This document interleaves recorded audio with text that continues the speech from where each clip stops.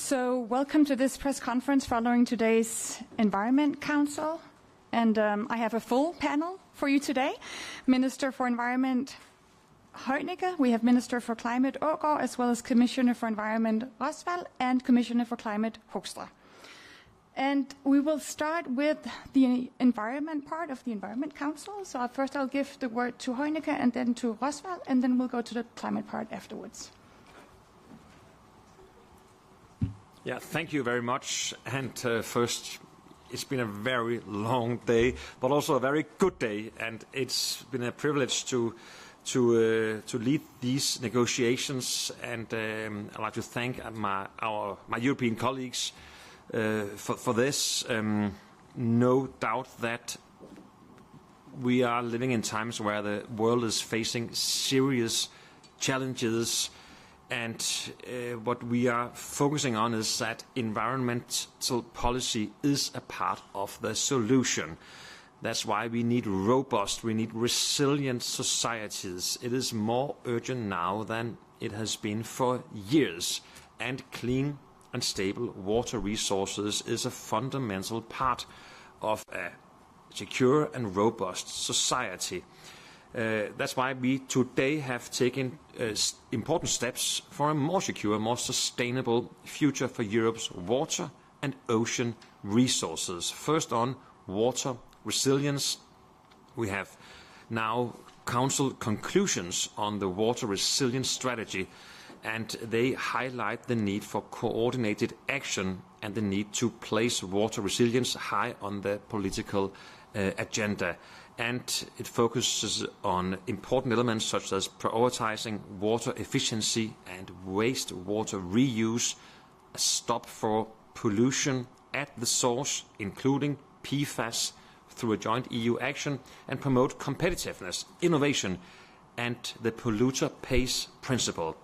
And these new conclusions that we made today, they support the key elements of the Commission's water resilience strategy, reflect the priorities of all 27 member states. And I am very satisfied with this direction and these negotiations.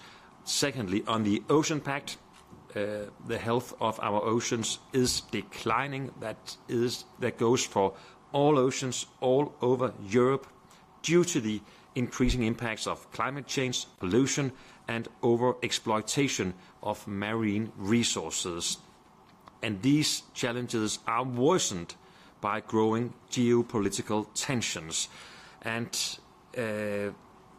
that's why they are also a threat to our security. Therefore, we need to step up action to address these challenges. And we will do so in a more holistic and coordinated way based on the key principles outlined in the Ocean Pact. That's why today we discussed the environmental aspects of the Ocean Pact, and we focused on how to improve the marine environment and on the need for adjustments to, in particular, the Marine Strategy Directive.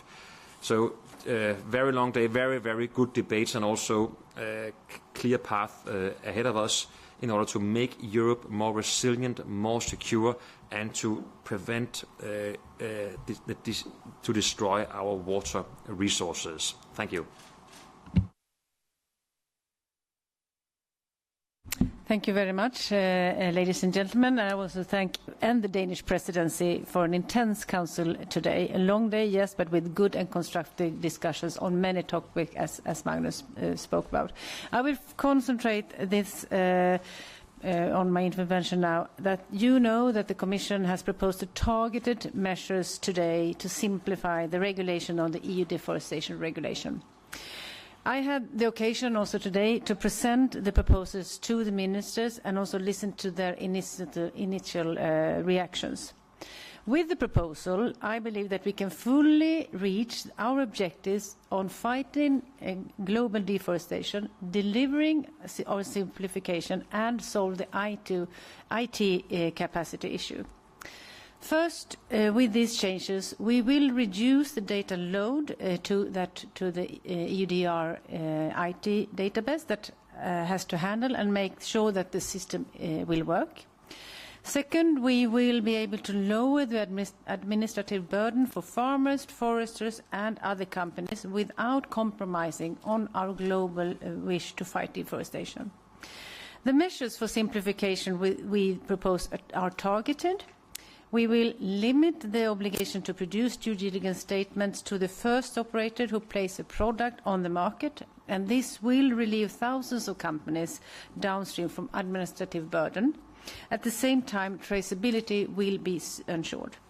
And smallholders who sell their goods directly on the European market, like farmers and foresters, will be exempted from the obligation to produce due diligence statements. Producers that are already registered in an existing EU or national database won't need to register again.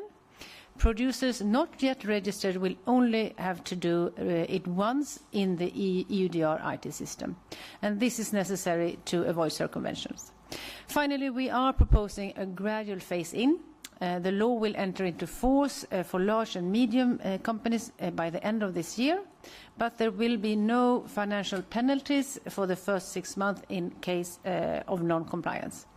For micro and for small operators, we propose more time until the 30th December next year to comply with their obligations. Needless to say, and I said that also in the Council, less than 3 months from the expected entry into application, time is of course of essence, as we have very limited time to discuss and agree on options. I count on the co-legislators to swiftly approve the proposal and look forward to continue engagement with both ministers and also members of the European Parliament. Thank you. Thank you. Yes, Minister. Good evening, everybody. And excuse me for starting saying something that maybe is obvious to everybody. Climate change is for real. It's accelerating. It's a threat to people on this planet, and it's accelerated by human activities. EU has historically been a global leader when it comes to taking the responsibility for lowering emissions, and we have historically been the biggest contributor to global solidarity, providing finance for those who have the least and most vulnerable. We are approaching COP30, and today we have all 27 member states agreed on our negotiation mandate for the COP. Again, we succeeded unanimously to come together, and I will highlight 3 things for the mandate. The first and very important thing is that, of course, the world must leave COP30 with a clear direction to scale up climate action. Right now we are not on track. We don't expect to be on track meeting the 1.5 degree target.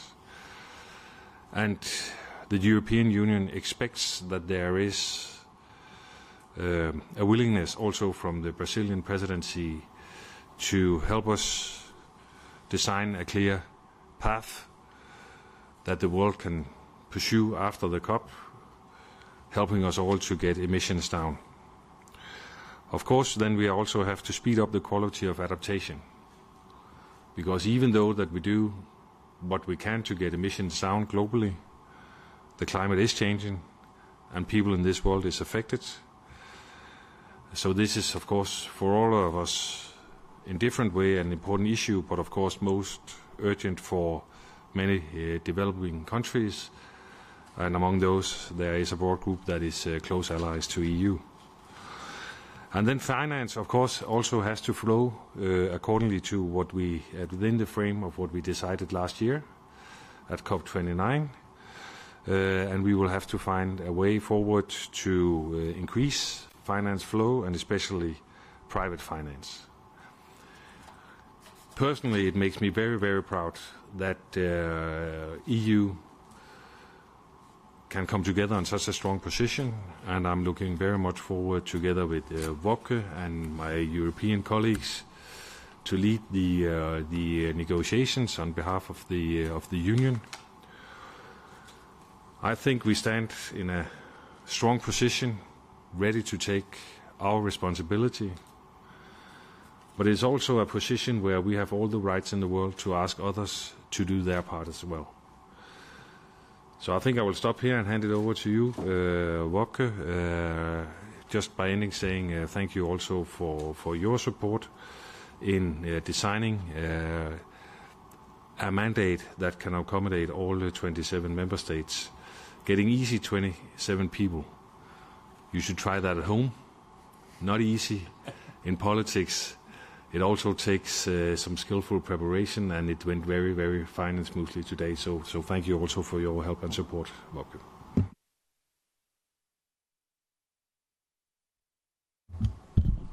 Thank you very much, Lars. And ladies and gentlemen, very good to see you, and thank you very much also for your tenacity.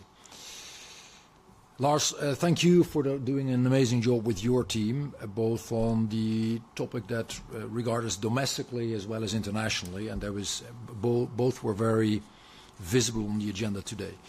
Maybe first building on what you were saying, and I'm in full agreement with everything you just mentioned on COP30. We have a mandate that will allow us to negotiate at COP30 at a time that on the one hand is hugely complicated in terms of geopolitics, and at the same time that provides evidence by the day, as you were saying, that more climate trouble is on the horizon, and that therefore the world has no alternative than to basically do more. I was in Brasilia last week. We will be back in a couple of weeks, and what we will try our utmost for is to make sure we move the needle, one, on NDCs, two, on making sure we push for ever more carbon pricing and carbon markets, and three, resilience and preparedness and adaptation. If those are the most important content blocks, then I would also very much like to echo the message Lars just gave on leadership. Leadership, and part of leadership is that we make crystal clear what it is that others can expect of us. And we will continue to be amongst the most ambitious. We will continue to stand for all of our commitments in terms of financing. But part of leadership is also to articulate what we expect of others. And in essence, that message is that solidarity and reciprocity do need to go hand in hand. That is hugely important in this whole endeavor. We will continue to work constructively with the Brazilian presidency, but of course also with all the progressive developing countries, with vulnerable countries from across the globe, whom we had the pleasure to meet again, recently in New York, and also, by the way, last week in Brasilia, and of course all the major economies, because if you do the numbers, you will find that the vast majority of global emissions are produced by the G20. That is on the COP. Then, as I'm sure you were aware, we have also discussed a range of AOB points, potentially most importantly in my part of the House, ETS2. As you are aware, a significant group of member states have shared with us their concerns about the new emission trading system framework for road transport, buildings and additional sectors, typically abbreviated as ETS2, which will start in 2027. And in my view, in our view as a Commission, they have articulated valid concerns about price increase and what it could potentially mean for our citizens' finances. And if you look at it, it is hugely important in general for politicians to be preoccupied with making sure that prices are as low as possible and as predictable as possible. But particularly if you want to make sure that we are able to see the climate and the clean energy transition through, you have an additional incentive to make sure that we stay the course here. Yes, we have already strong safeguards in place. We are ensuring member states invest more in the transition. We are already supporting citizens and small businesses on the ground and helping them to take up new technologies and services. But we will need, we do want to make sure we do even more. the topic simply is important enough to make sure that what we do actually works. So we're beefing up, significantly beefing up, what in essence is predictability and affordability for our citizens. Concretely, that means we're going to enhance price stability and predictability by strengthening the mechanism to release allowances if market prices exceed 45 euros per ton CO2 equivalent, with a top-up to double the volume. That is huge, to double the volume of allowances to be released in the market. That's one. Secondly, we're going to expand the liquidity and long-term predictability by keeping in the reserve all allowances that are not released by the end of 2030. And those of you who are in the details of this, you will probably acknowledge that a lot of the market predictions that are more extreme have been very much driven by the fact that these experts took into account that this whole thing would come to an end by 2030. Third, we're going to empower additional price stability and predictability with the reserves earlier and smoother intervention in case of lower market liquidity through gradual injections of allowances into the market by adding a buffer to the lower threshold. And that will also, again, help to stabilize the price signal. In addition, we're going to propose earlier carbon revenues to support better preparations, and that is in order to help member states, citizens and companies to optimally prepare for the start of the new carbon pricing system. And the Commission is therefore going to propose changes to the auctioning regulation to allow for an earlier start of ETS2 auctions. Furthermore, finally, in partnership with the Commission, the European Investment Bank is currently exploring a new financing facility for member states. And I want to explicitly thank Nadia Calvino and her team for their tremendous leadership in this endeavor and being so out of the box in exploring this as part of the solution space. That's hugely helpful and potentially is really going to move the needle. Apologies for being a bit long, but given that this was on the mind of many people also here in the audience, either physically or virtually, I thought it would be good to articulate the various elements of the package. Thank you. Thank you. We will start with some questions in the room, and then I'll move online where we have questions as well. Just start by saying your name and the media you're from, and we'll start over here. Yeah. Lucas Knigge for Table Briefings. Mr. Aagaard, how is this a mandate that enables the EU to ask more ambition from others at COP? Because key numbers are missing, like climate finance in 2024, the 2040 target, and the NDC. Like, what do we see in that text that raises the bar for ambition at COP30? And then on the ETS2, Mr. Hoekstra, to what extent can member states pre-auction ETS2 allowances now? Like, what's the amount of money we're talking about here? And to Ms. Roswall, some countries and MEPs asked for a zero-risk category for the deforestation regulation. Why did you decide against suggesting one? Thank you. I don't think I said that our preparations was over. In the presidency's thinking,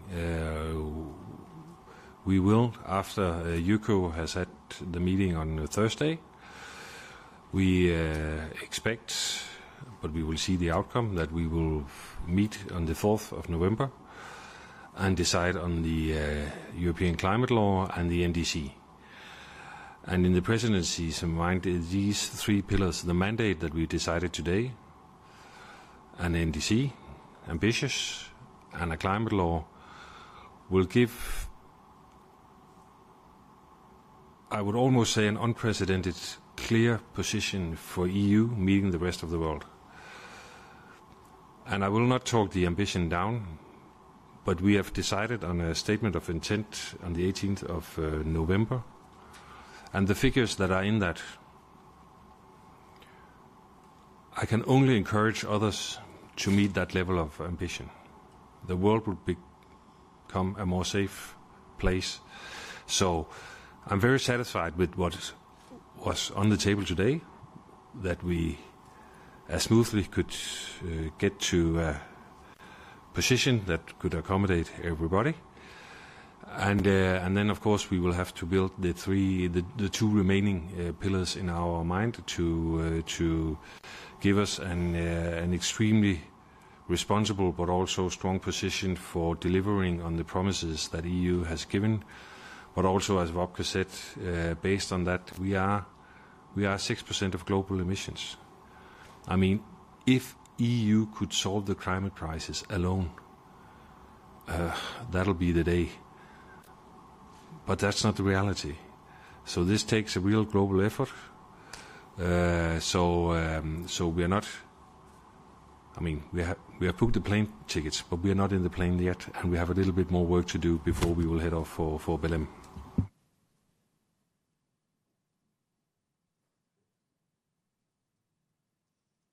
Thank you. You were asking for the specific pre-auction number. That I will only be able to give you when we come up with the proposal, the formal proposal, which will be in a couple of weeks. But just to put a couple of the other numbers into perspective, when you're talking about the enhancement of the price stability and predictability numbers, we're going to double the number of allowances. They would be available twice a year, and we will do that for a number of years. And if you would do the math of that, you would find that that is very, very significant in terms of our ability to then, without a formal price ceiling, but basically influence and steer the course of action. So that I think is truly a game changer.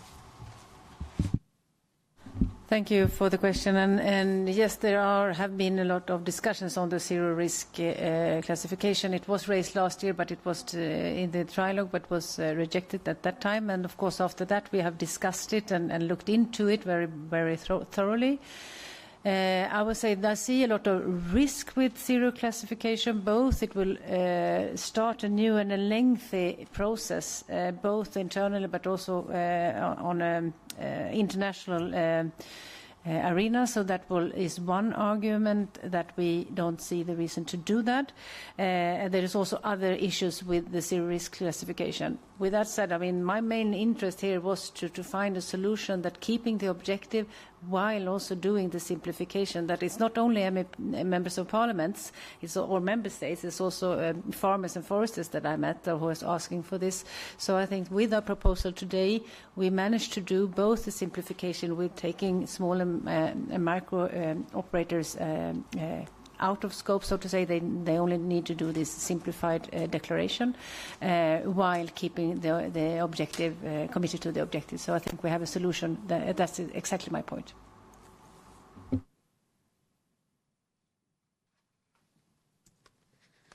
Pauline Denis, Agence Europe. Commissioner Hoekstra, my questions concern ETS2. Or were the measures you presented today during the AOB point received by member states? Also, you are not proposing to extend the market stability reserve beyond 2031. Is it something you might still consider? And what is your answer to those 5-6 member states stating they clearly want the launch of ETS2 to be postponed? Thank you. So I don't think I'm overstating it when I'm saying that the response and the reception of the proposal was truly very positive, and it was welcomed very broadly by all of the member states. Please also keep in mind that this proposal has been dealt with and has been accorded with a 2/3 majority of the member states and a majority in Parliament quite recently. If you would then move into, let's say, the further categorization, there is a very significant group of member states, those who didn't sign the letter, but also a significant group within the contingency of writing the letter, who roughly liked the proposal as it already was, and they very much welcomed the letter, but for them it would not be necessary. Then there is a second group that has been extremely positive and who have been very clear that this is alleviating the pain as they have been perceiving it. And if you were to check also the Twitter account of Minister Lasek and his Prime Minister, you would find exactly that sentiment back on there. Then there's also, of course, a couple who said, look, this looks great, but we would love to study the exact details. And the thing we never anticipated, and that is also where your last question was going to, of course, there have been a group of member states that I think you can count on less than the fingers of one hand, who have not liked the proposal and who in itself like the fact that we alleviate the impact, but that would not. We never anticipated that this would make them into converts overnight, right? That would have been an illusion. So that is, I think, where we stand. Again, overall, very positive, very good response, and we'll continue the conversation really soon, because in a few weeks we will have the proposal ready, and we're very much looking forward to then discussing that with this group of member states and with the European Parliament.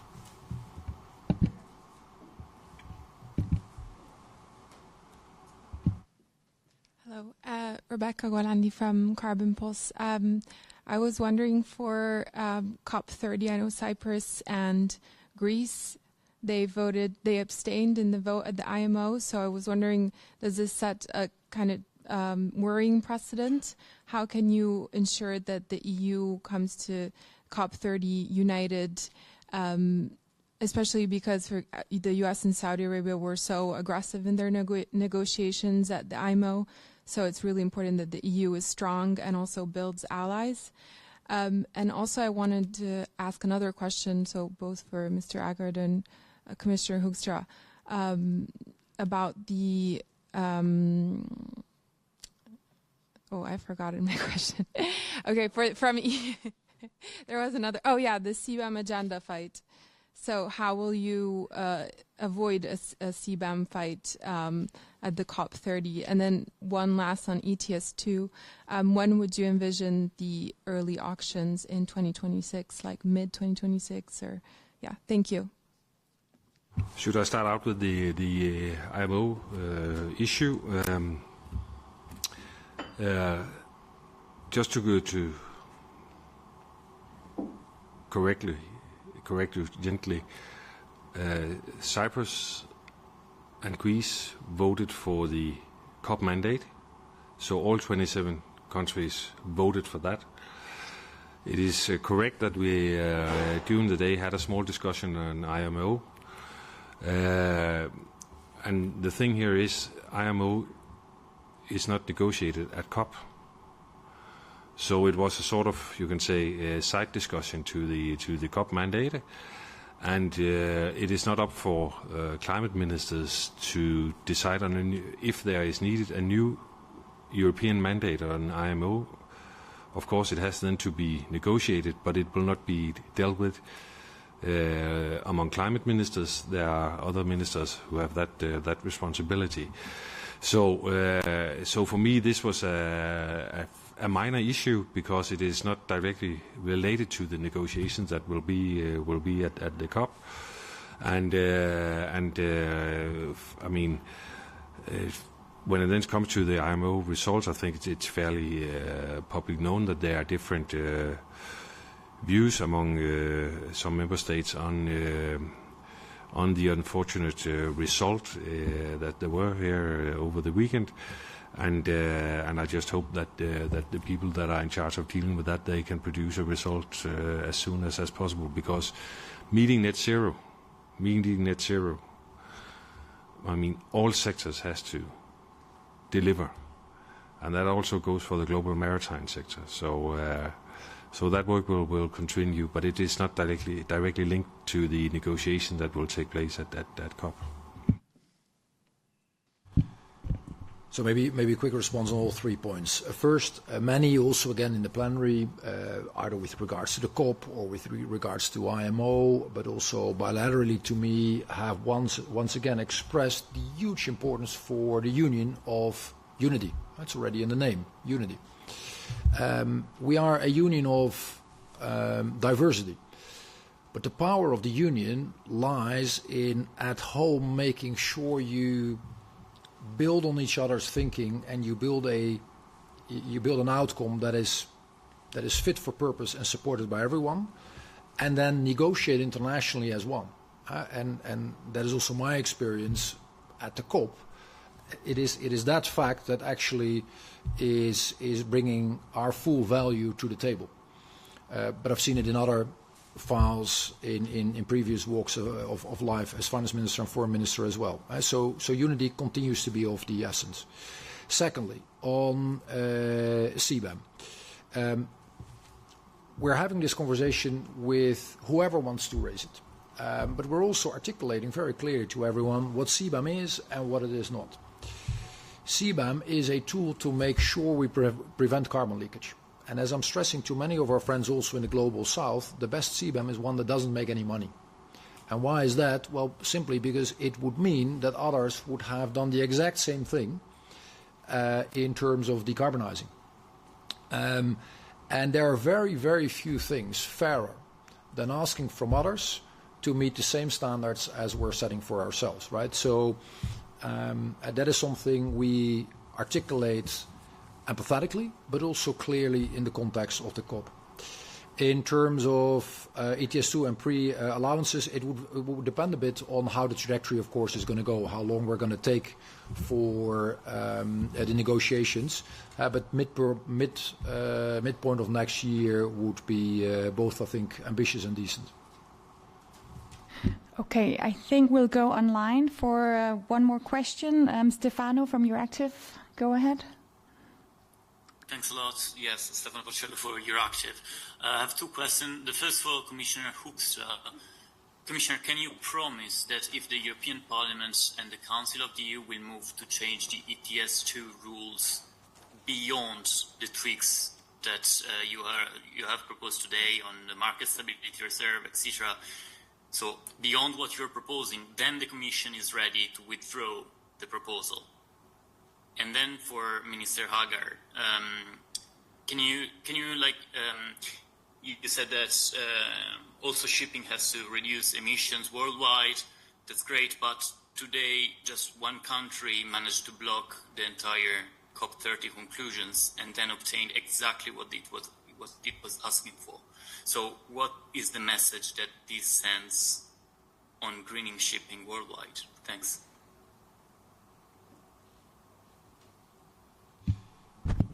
I'm not sure I got every element of your question, so apologies for that. But what you were asking for in terms of a promise, to me sounds like could we guarantee things? And I always tend to say that guarantees you get on a vacuum cleaner, you don't get in political life. So what we will do, I can articulate, and that is making sure we bring this to the table. Just to be very clear, it would not be necessary to then open the ETS regulation. We will deal with the stability mechanism, but ETS will continue to be closed. I am also, based on the conversations I've had with members of Parliament informally, and the conversation we've had today, I am optimistic, very optimistic, that this will be embraced broadly, regardless of any additional thoughts member states might be having. So therefore I also envision a swift adoption of it, and then we can move forward. Yes, English is not my native tongue, but I think in your question you used the wording tricks on what Mr. Hoekstra has presented. So allow me to comment on that, because if that must be a misunderstanding. If Wopke should have a new responsibility as a commissioner, I would now give you the title Commissioner for Smart Implementation, because I think that is what you have proposed on the ETS2. So just I got a little bit offended about the word tricks. I think this is serious and smart thinking on how we can implement ETS2 in a way where some of the potential negative effects on the short term can be mitigated. So just a personal. Just one thing, sorry. I think he said tweaks, but I think the sound was a little bit. Sorry. Okay. If I misunderstood anything, please have me excused. It was meant in a very honest and constructive meaning. So going back to your question on IMO, IMO negotiation will not take place at COP, and I don't think it's fair to say that either Cyprus or Greece blocked the mandate for COP. They had concerns about one paragraph. I think it was 5 lines or 8 lines regarding IMO. This was, in my mind, an absolutely minor issue. We worked in the side of all the other things we had to deal with today to see if we could find a better wording that were in the text, and we simply just concluded that since IMO is not what we will negotiate in Brazil, we didn't need the text here. Very practical, very down to earth.